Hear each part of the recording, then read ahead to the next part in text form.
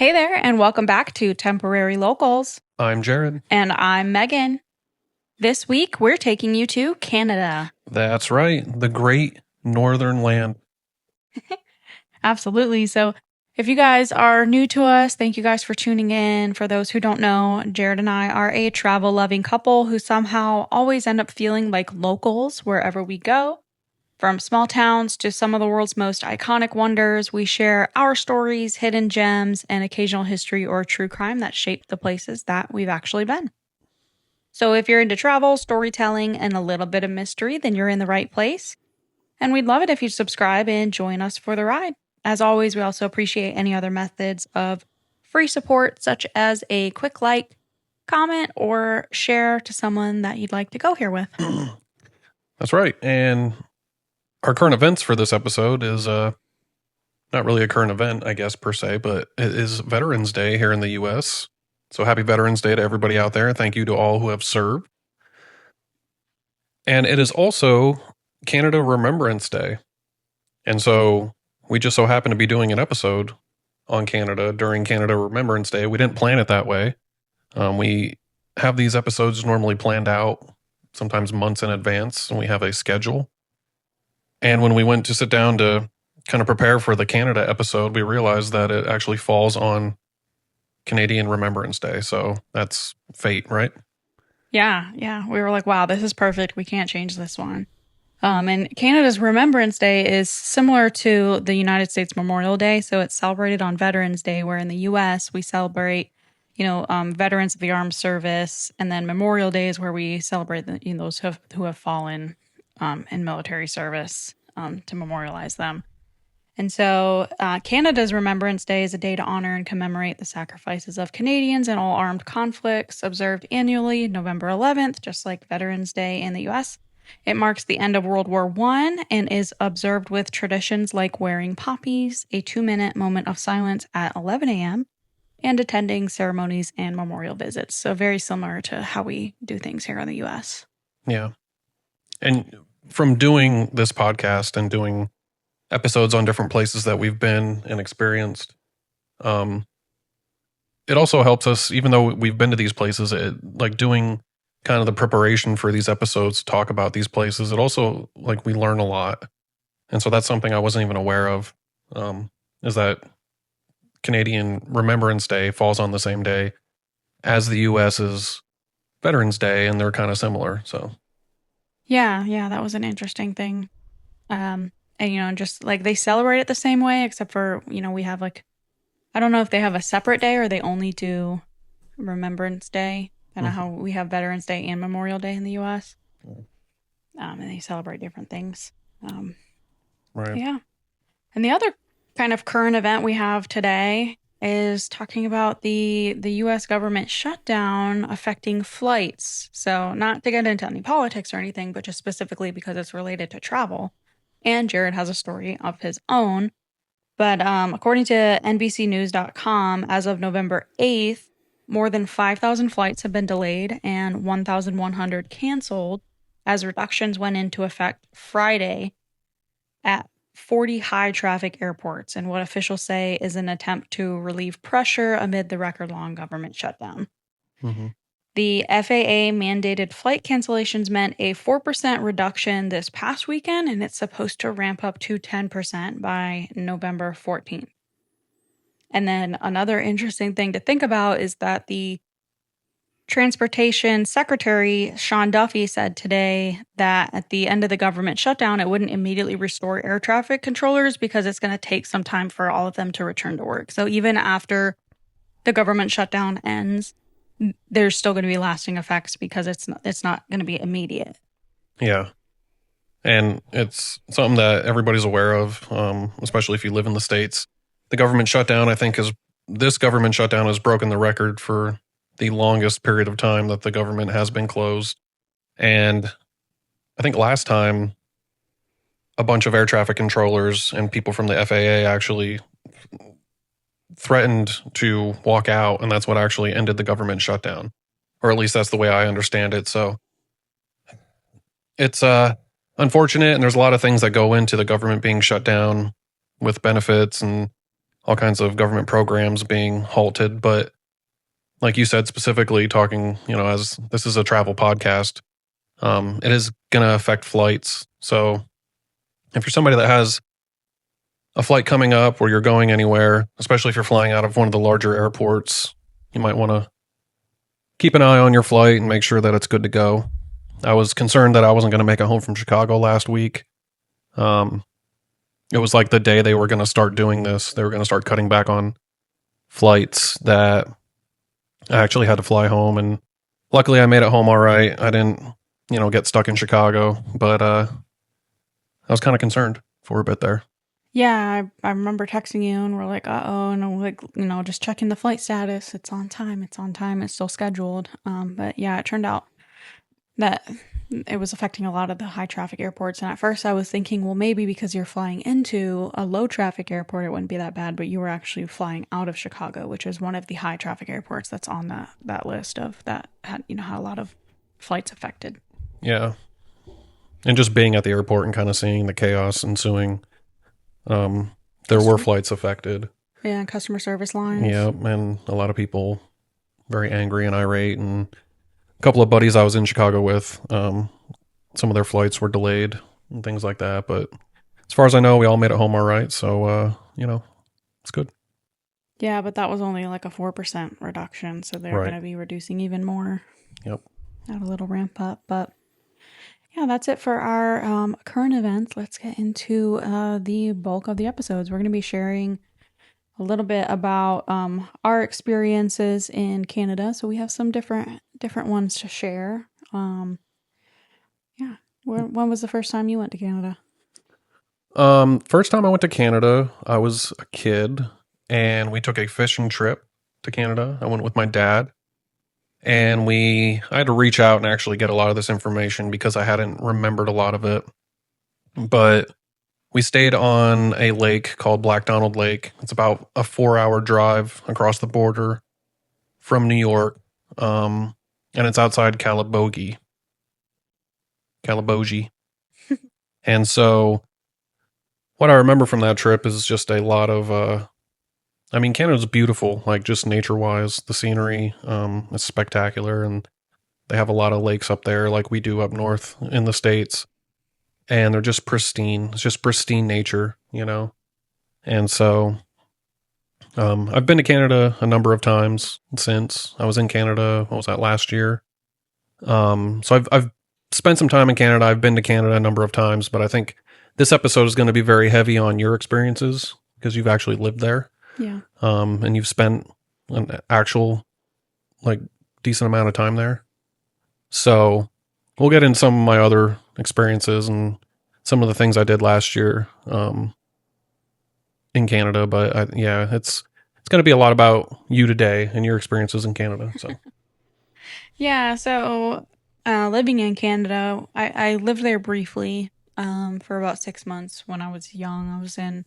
I did half of 4th grade in Minnesota and then the other half of 4th grade up in Canada before moving to South Carolina. So I think my dad went up there. He lived there for a year, so he was up there for 6 months working. He got a job up there, and we moved to Newfoundland. So if you don't know where Newfoundland is and you're looking at a globe or a map and you find Canada, you go all the way to the east and just up.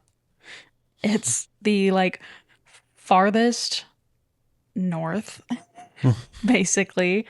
And very fun fact, the Titanic sank off the coast of Newfoundland. Mm-hmm. So very cold, very rural.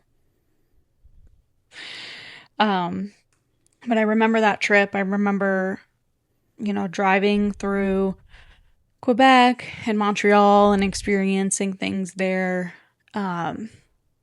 Just simple things that you'd experience kind of in the States. So, as a kid going to McDonald's, I loved a McChicken. I can't eat them now. I think I had too many as a kid, but I cannot eat them now, but I loved them when I was a kid. And I remember getting a McChicken in Quebec and being really disappointed because it tasted weird. Mm-hmm. But that's another fun fact is like we talked about this before, like in Peru, our Peru episode about like the McDonald's in Peru, which we didn't actually go to, but they have sort of like modified menus in other countries. So in Canada, they have poutine on the menu. Poutine, which is a Canadian dish that consists of like French fries, cheese curds, and brown gravy. So you can go through. It's actually really good. We used to go through the drive-through and get some poutine all the time. That sounds like something you'd get in the States. Yeah, It's just fried and cheese and gravy. just horrible for you. Yeah, You know. yeah, absolutely. So But Newfoundland, you mentioned that that's where the Titanic sank up in that off the area coast, yeah. off the coast. So that's also where the Ocean Gate submersible imploded. Yep, Yeah. yep, off the coast. I mean, it's not near, anyways. It's still in a remote area of the ocean, but yeah, it's off the coast of Newfoundland. Mm-hmm. Um, Interesting. yeah.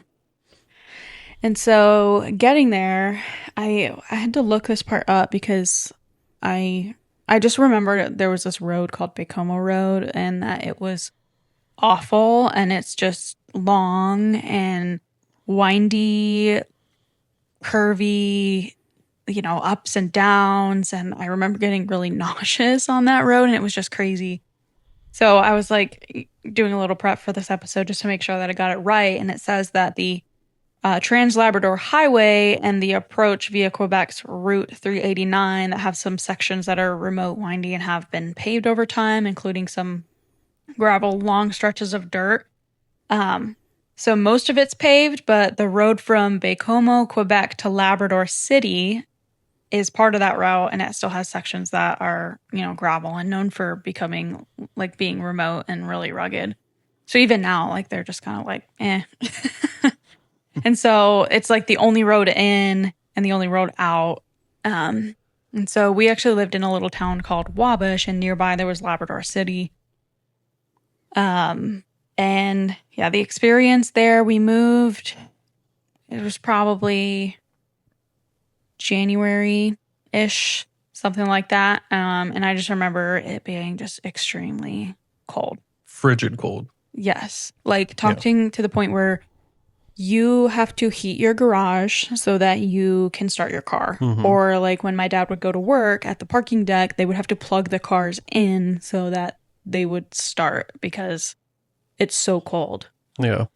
Yeah, I mean, I'm from the north of the United States, the East Coast, and it gets bitter cold. And I've been in Minnesota in the winter, so I've been up there. But yeah, Canada is just a whole nother level of cold.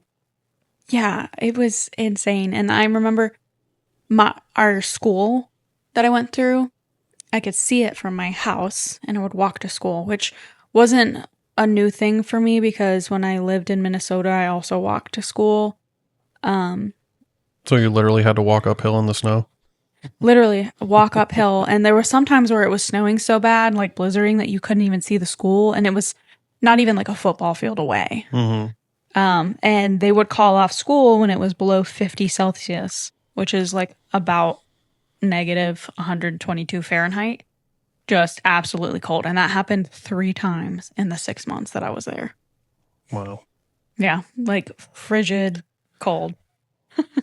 Yeah, if the United States is a house, Canada would be the cold attic, Yeah, there you go. and Mexico would be the muggy basement. Yeah, there we go. Right? That's a good analogy. Yeah. I just thought of it. That's my contribution to this episode. But one like really cool thing was I really love to ski.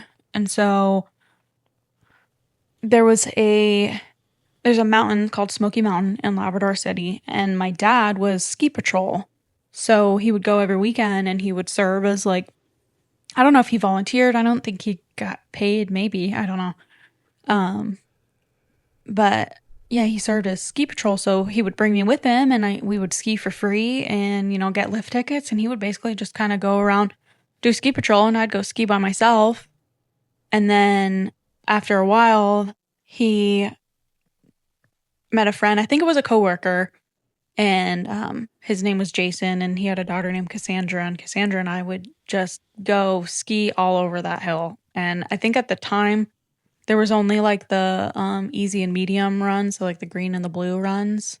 But yeah, we were all over that. We did every run like multiple times, and we'd go back down to the bottom and get back on the lift and go back up there. We had fun because they had some of the trails that went like through the woods, and they did like little like hills kind of up and down, and like the quick I don't know exactly what they're called, but like kind of like little quick bouncies. Mm-hmm. You know what I'm talking about? Like little bunny hills. I guess, yeah. But yeah, we would have so much fun just like going through the woods.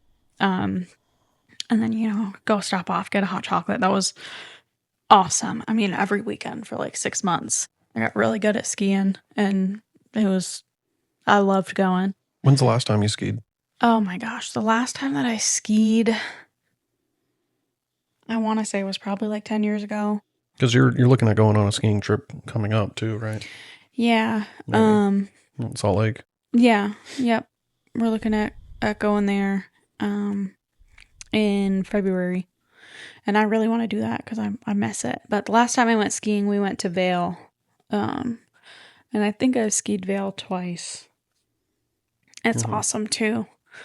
I have another really great skiing experience to talk about later in the episode from Canada. But yeah, living there was awesome. I mean, when I look back on it, I think like, wow, what a like good experience. I'm glad that I had that experience. But I know when we were up there, we were complaining because we were like, this is cold, and we could not wait to get out of there. So Yeah. I think my dad finished up his like year at that company and got out of Dodge as soon as possible. So we moved from Wabash, Canada to Charlotte, North Carolina. To the south. Yeah. Yeah.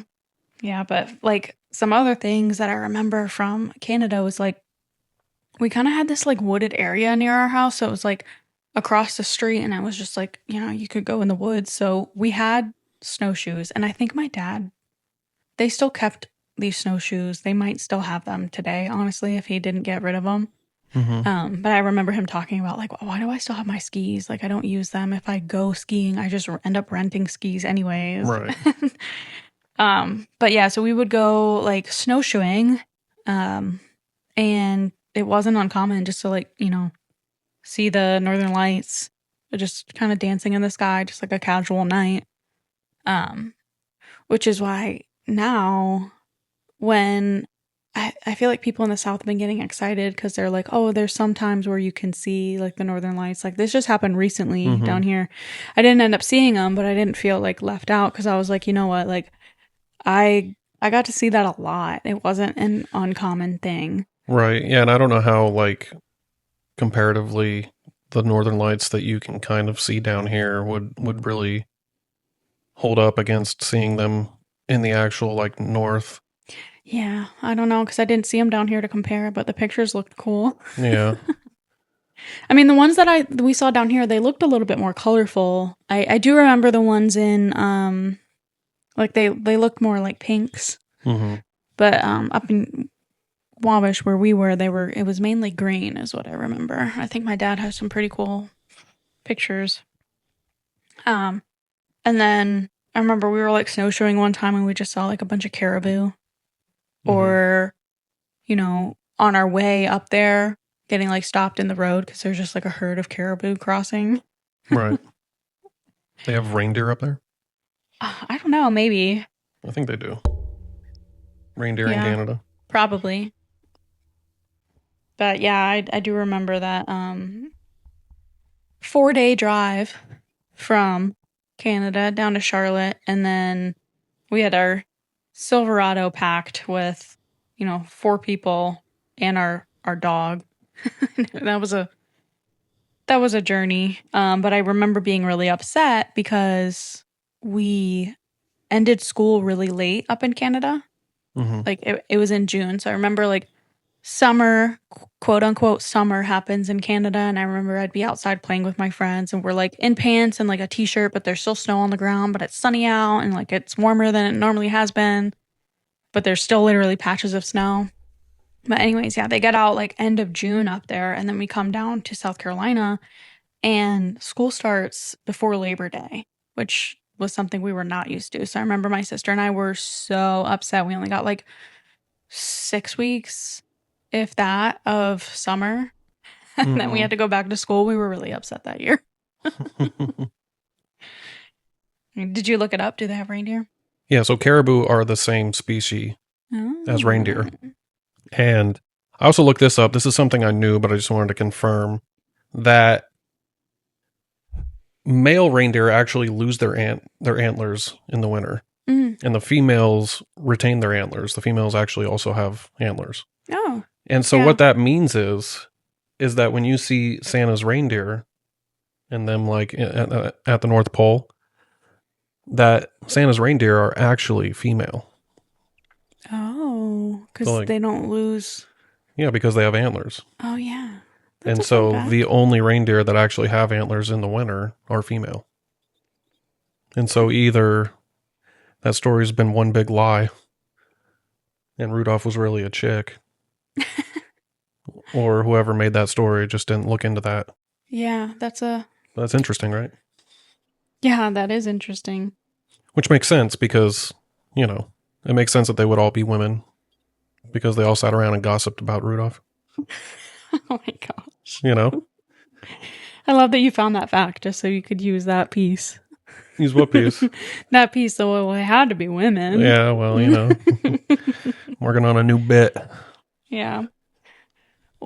There was something, I don't remember looking into this before we moved up there, but I know that I knew about it. So I was young, but I knew that either my parents had talked about it or like friends or something like that had talked about the, isn't Newfoundland known for like clubbing seals? Yes. And so we looked into it a little bit, and I knew that it happened. And I think I had seen like footage of it happening. That's like brutal. But in Newfoundland, clubbing seals refers to the Canadian commercial seal hunt where seals are killed using tools like wooden clubs, hack-a-picks, which are ice pick-like clubs, or guns. Mm-hmm. The use of clubs is part of the hunt's long history in the region, and the practice is officially governed by the Canadian Marine Mammal Regulations, though methods like clubs and guns are criticized a lot for their cruelty.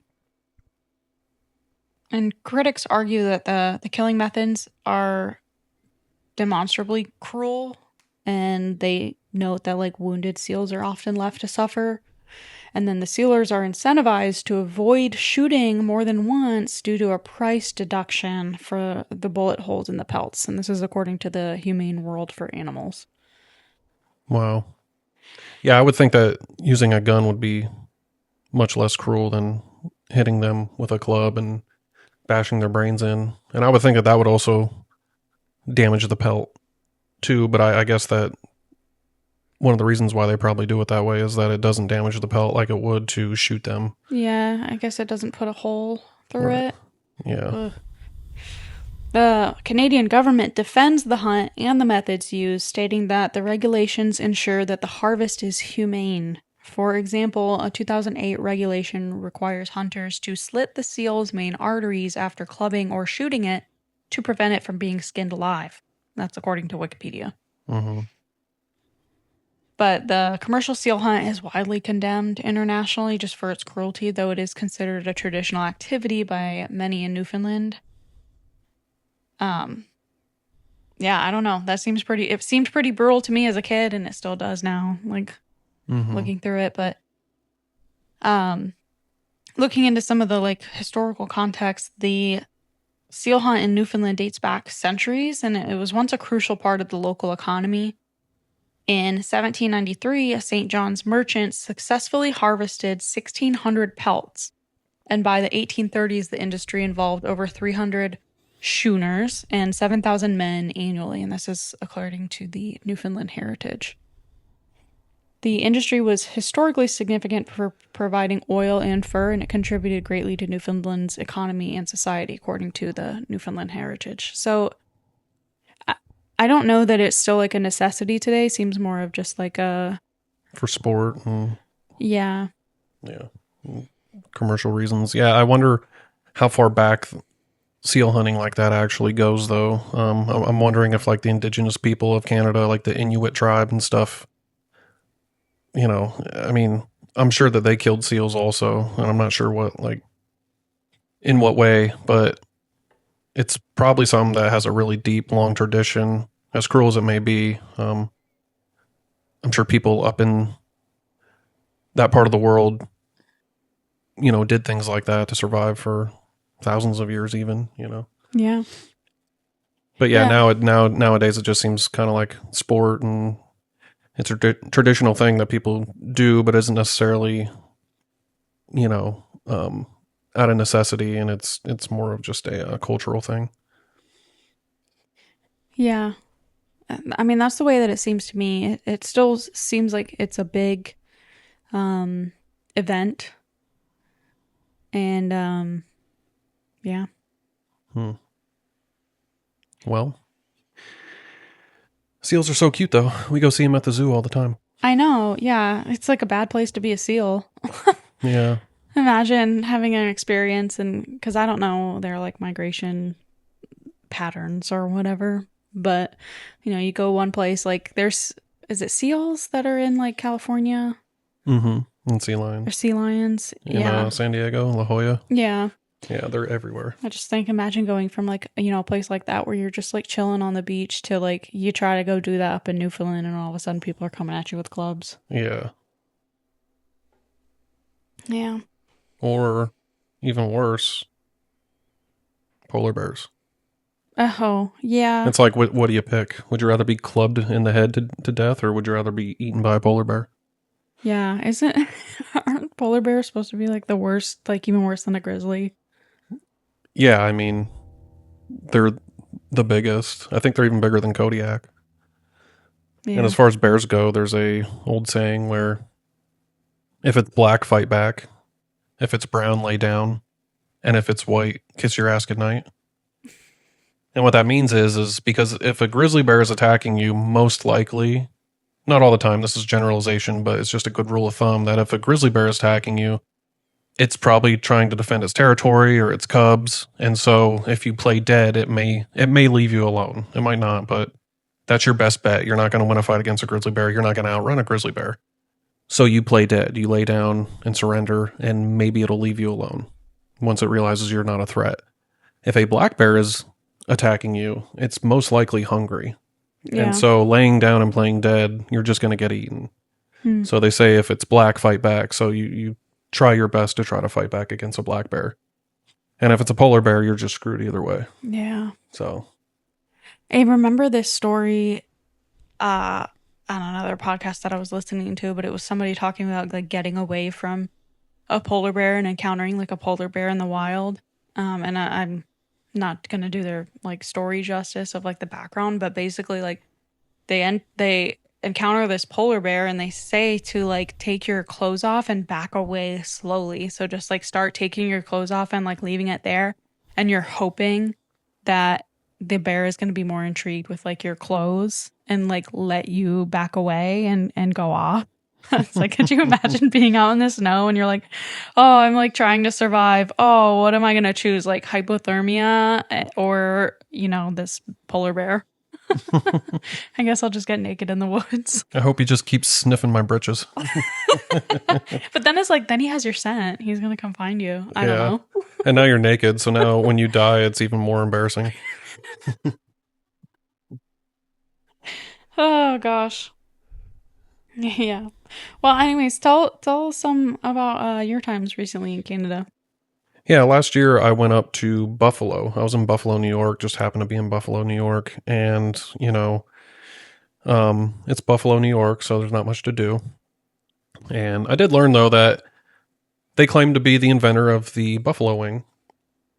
And anybody that's ever been to Buffalo, New York knows that you don't call them buffalo wings. You just call them wings. Oh, yeah. Because you're in Buffalo. Yeah. Yeah, so... There's a similar story. Sorry to cut you off. There's a similar story that I have when we, because we see Canadian geese down here. So we're like up in Canada, our first time we see Canadian geese, and we're like, oh, look, Canadian geese. And literally somebody was like, those are just geese. Yeah, they're geese. Yeah, exactly. Um, so yeah, I decided one day I was going to go to Niagara Falls, and I didn't necessarily plan on going to Canada per se. I just wanted to go see the falls, and anybody that's ever been to Niagara Falls, it's like, it's a waterfall, and you think like, whatever. But when you get there, if you've ever stood on the edge and looked over the falls, it's like mesmerizing. The sheer power and the volume of water that's there, and it's fascinating to see. It is a really cool place.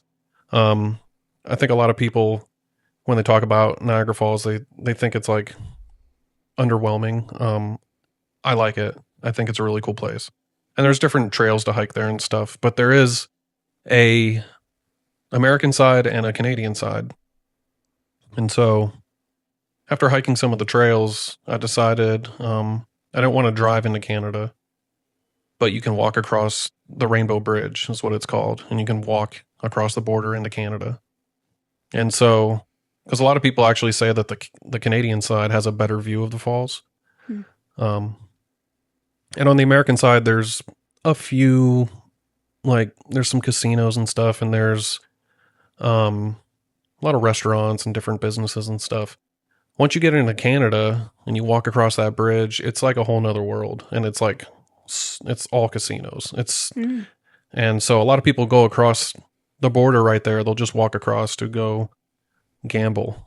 And it reminds me of a story that my dad told me from when he was in Canada, and he was at Niagara Falls in Canada on the Canadian side, and he was having lunch or dinner one evening, and he was out on a patio of a restaurant just looking out at the falls, and all of a sudden a Chinese woman came out of a neighboring casino, and everybody's just kind of walking around doing their thing, shopping and everything. And this woman climbed up onto the railing and jumped over into the falls. Wow. And my dad watched this happen. And everybody was kind of in shock at first. And it's kind of one of those things where it's like, did I just see that? Like, yeah, did that just happen, And so everybody ran over to the edge and kind of looked over, and, the police came and everything. And this woman committed suicide. And I guess the story behind that was she was a Chinese national, and in their culture, losing everything is seen as like you lost face in that culture. Your family is like ashamed of you and everything. So I guess this woman had gambled her life away, lost everything, and decided she was going to end it. And so she walked outside and just jumped over into the falls. Wow. And so luckily I didn't see any of that there, but people do frequently go over, whether it's on purpose or on accident. And people have gone over the falls on purpose for like stunts, and people do it to kill themselves. So yeah, that's in fact, there's a story recently of a woman this was just a few weeks ago. A woman jumped over the falls with her children, and they all died. And she killed herself and her kids. Oh my gosh, that was recently? Yeah. Like 2025? Yep. Oh my gosh. And so it happens frequently there. Because it's just a railing. You think like something as, again, the falls are extremely powerful, and just the sheer volume of water is, you can't outswim it. Yeah, I looked it up. It is 700,000 gallons a minute. And so you can't, if you think like, oh, I can jump in and like swim, you can't. Is it, you drown because of the whirlpool, or is it because it's not the height, right? I think the height will also kill you if you don't. But yeah, I mean, either way, you're going to die. And so wow. But there's just a single railing there. And so like being there with like small children, or, it's just nerve-wracking. Old people, like if you lose your footing and you slip and fall over that railing, you're not going to make it. Yeah. Most likely. But people have gone over and survived. So. Yeah. What an interesting thing. We did look up, there's some Sam Patch was the first person to intentionally go over the falls by jumping in 1829. Mm-hmm. And they call him, quote, the Jersey Jumper or the Daring Yankee or the Yankee Leaper. Um, yeah, they say that he's the first American daredevil after he successfully jumped from a raised platform into the Niagara River near the base of the falls in 1829. And that we just found on Wikipedia. Yeah, and it says he jumped from a raised platform near the base, so I don't think he jumped from the top, Yeah. which isn't as impressive. But the first person to actually go over Niagara Falls in a barrel, which is like a well-known stunt, was a woman named Annie Edson Taylor. And she did that on October 24th, 1901. She was 63 years old. Wow. So she was an older woman, and she was a school teacher from Michigan. Hey. And she sought fame and fortune with this stunt. And while Taylor was the first in the barrel, Sam Patch was the first person to intentionally go over the falls by jumping, not in a barrel. Yeah, and he also survived, but... And they both survived, yeah. But so she went from the top, right? Because she was in a barrel? Yes. I wonder, did the barrel break or like she... I think a lot of times they do break at the bottom, yeah. Yeah. But I've seen like how people get in those barrels. And I think they even have like a little museum there which actually shows it, which is kind of weird because they kind of glorify it, even though it's illegal to do. Yeah. They don't want you doing it, but they do have the actual like replicated barrels that people go over in, and the way they line them, which is like, padding. Yeah. It's really interesting. Yeah. So wild. It's also really interesting to have something like that near a bunch of casinos too, because statistically, the time between like the decision to commit suicide and the act is short. It's right there. Yeah. Well, it's a walk so what I'm across the saying, street. like, just typically, like, once you decide I'm gonna do it, then you basically do it. You don't say like, typically. Right. Typically, that's how it goes. So yeah, to have it so close to a casino where people can lose a lot and be desperate, Well, 1 in 4 gambling addicts commit suicide. Wow. I don't think I just made that up. I'm pretty sure that's true. Fact check me on that. But yeah, and that's why anybody that's ever been to like Vegas, they know that there's a reason why there's no balconies on any of the like large casino hotels, and why you can't open those. You're not supposed to be able to open those the windows and stuff, is because so many people commit suicide after losing everything from gambling. So it's like it's an issue, and so yeah, I mean people do it, unfortunately. Well, yeah, and you gotta think like, the act of gambling, and you can just lose that like deep emotional like anguish, can be, I guess, really triggering. I wasn't able to find like a 1 in 4 statistic, but it says among Gamblers Anonymous members, 12 to 18% have attempted suicide.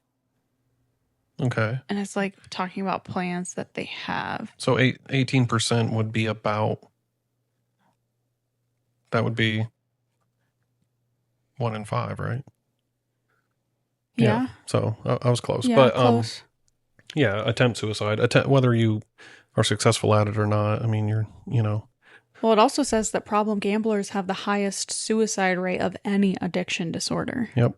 And these are just things that I've learned from being in the world of addiction and talking to different addicts and stuff. I feel like with the big problem we have with drugs in our country, people kind of look at like gambling addiction as like things like gambling addiction or sex addiction as being like secondary addictions, not really an addiction, but like, I mean, you see from those statistics alone that it is a real big problem. And yeah, eventually we will do a episode on like Vegas, and I have some pretty wild gambling stories too. Not from me, because I don't gamble, but just some of the people I've met and people I know that are like heavy gamblers. It's a really crazy like world. Yeah. So. Yeah, I mean, I can see it. and I can sort of understand it, not to that like level, I guess. But I mean, we went to the casino once in New Orleans, and I was like about to sell my car. Yeah. Not really, but I can see it. And we play. We like to go to arcades, and I like those little coin games. And to me, I call those like my slot machines because they're so addicting. Yeah. The dopamine that you get when you put the little coin in and one knocks off the edge, or you'll get a little card that comes off. Yeah. Oh, I could see it. Yeah. I can understand it. So we'll talk more about that when we do our Las Vegas episode. But yeah, but casinos and gambling are big industry on the Canadian side of Niagara Falls. And so, yeah, it was a crazy story to hear that my dad actually saw that happen. And, but yeah, Oh, so it's like two worlds up there, you know? yeah. What a wild story. I can't even imagine witnessing that. And, you know, like collectively, because I mean, obviously he wasn't the only person. There was way more people there that, you know, saw it. So, Yeah. wow. And I'm thinking I think that there are times that people go over the falls and they don't even recover the body. Wow. Like that's how much water and yeah. there's just, you can't. Right. Wow. Yeah, that's crazy. I would love to go. I've actually never been to Niagara Falls. My parents have been, and now you have. So you gotta take me. And I'll put some pictures. I took some cool pictures at the falls, and we'll post those. Yeah. I don't know if we'll be able to find any pictures from Canada because they were so long ago. They're either like on a, you know, deep buried folder in my dad's files, or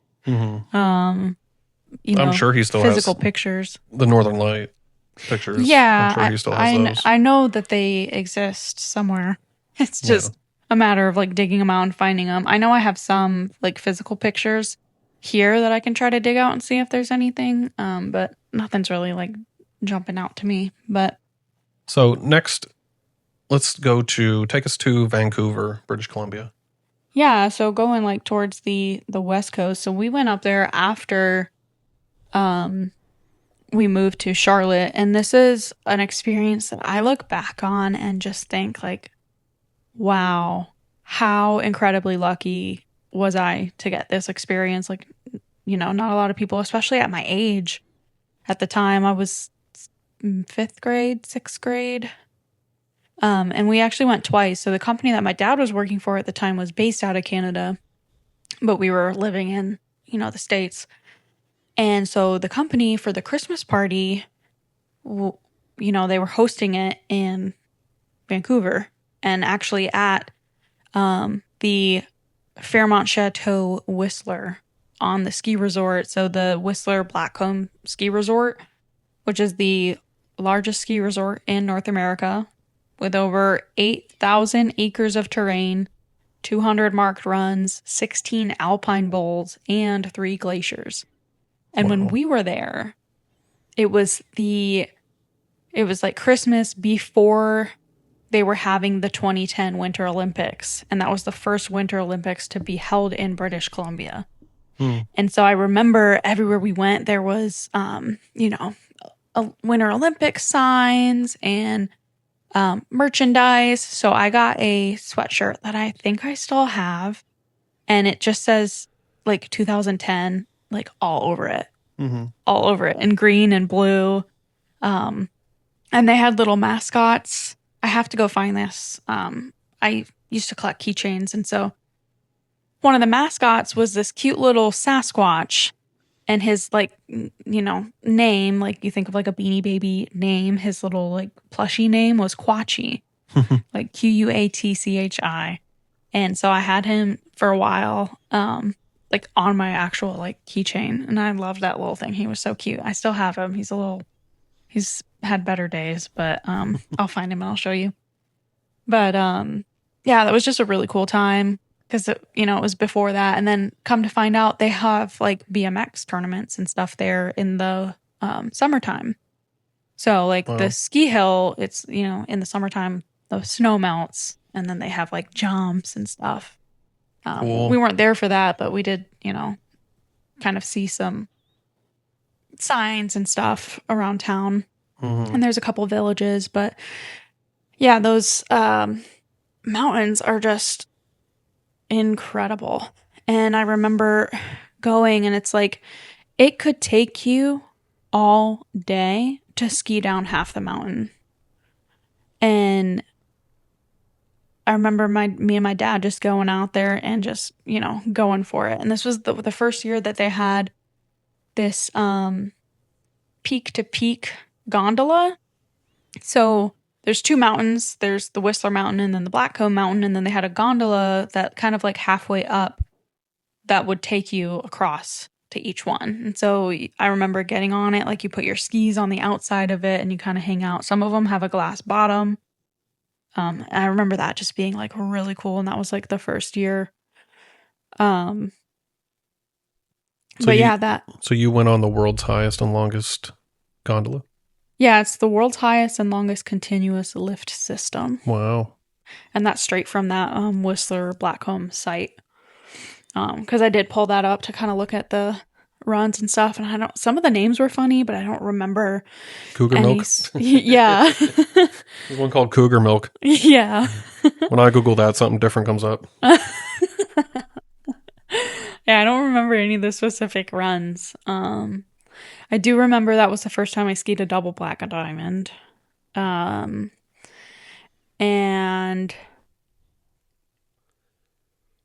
I do remember going like on the back side where they have the back bowls. I remember doing that with my dad, and we also got really lucky. There was like it was just powder back there, which is it's great for skiing, but also kind of scary because you're going so far in the powder. Like I'm knee deep in powder. I can't see what's going underneath me. So like you hit like a little bump and it's like, "Oh, okay, that's surprising," but like you just kind of make it through and you just keep going. But yeah, that was some of the best skiing, and I look back on that time and I'm just so grateful that I got to, experience that. And I think we did that 2 years um, in a row. And I mean, just staying in that resort too was awesome. It's a like ski in, ski out hotel.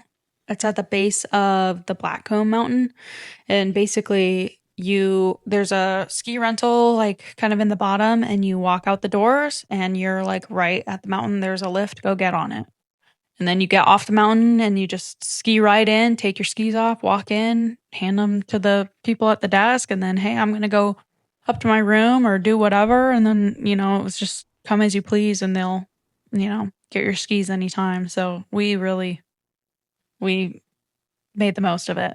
Mm-hmm. We spent a lot of time skiing. And I also remember like their pool area was so cool. And we looked at some pictures I was showing you.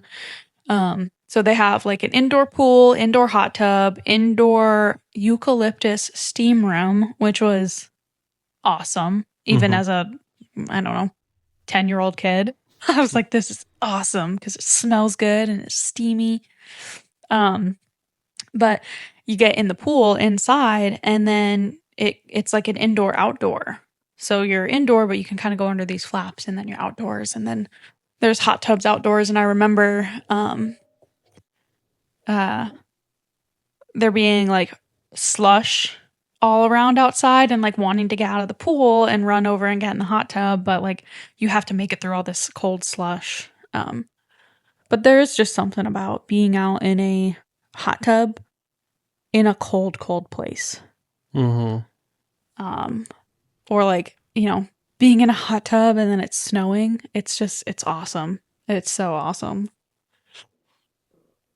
Yeah, I wonder how much that place has changed over the years from when you were there.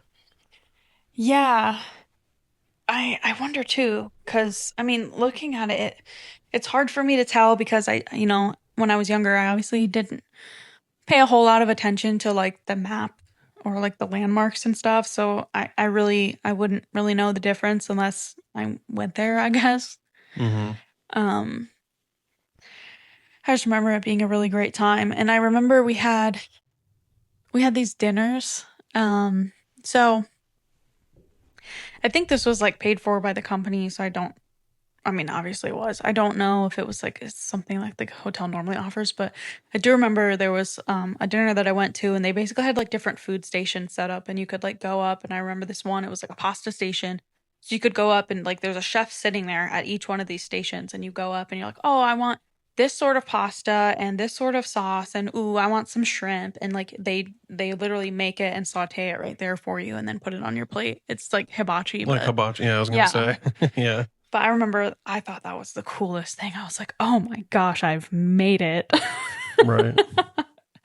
But then there was also a night where my they were having a dinner that was like no kids, and so my parents just left me in the hotel room, and I was having the time of my life. I got some room service, and they were like, "Yeah, order whatever you want, just hang out." And I was like, "All right." So I remember I got some like it was like curry chicken. Oh my God, it was so amazing. I remember the next year I came back and I was like, oh, when are you guys going to that dinner? Because I want to get more of that curry chicken. Man. It was so, so good. And they bring it in on like the room service cart with You the. were like Macaulay Culkin in Home I Alone was. 2. It was, dude. I was living it up. Yeah. Yeah, I'm just watching TV or like Disney Channel or something in the hotel room. Nowadays, you can't leave your kids in a hotel room, but Yeah, you get I in was trouble having for a good that. time. Yeah. And there was another story I was just telling you about. my my parents are probably gonna be like, "Don't tell these stories." Yeah. Yeah. But there was another time where it was on our way when we were moving up to Canada, and I think we were in Montreal. And I remember we were parked on just like a hill, and I told you that my parents went into a museum, and I think my sister and I just didn't want to go. Mm-hmm. And this was right after the movie Meet the Fockers came out, and so that's where like um the dad is the dad is like teaching sign language to their kid. Mm-hmm. And so they teach the sign language symbol for poop. Yeah. And so I remember we're in the car and we're like looking up at this museum that my parents are at, and they kind of come to a window and we can see them. And they see us and they're kind of waving down, and my sister's like, I have to poop. I absolutely have to poop. So she's like trying to sign the like poop symbol to them, and like they think that we're like waving. I just remember that being a really funny story. I would have just got out and pooped by the car. Oh yeah. Well, at least we'll know if your parents actually listen to our podcast. Yeah. Oh yeah. Yeah. If you guys listen to this episode, just text me I don't know, a toilet emoji. Yeah. The sign for poop. Oh man. Yeah, see, I grew up where I'm from. I grew up snowboarding. And as a kid in that generation of like the X Games and snowboarding and stuff, skiing to us always was for like fancy Squares. people. Yeah, it was for like pretentious, like Yeah. kind of it was like elegant and like for like rich people. And snowboarders, we were kind of like a little more like rough around the edges and Yeah.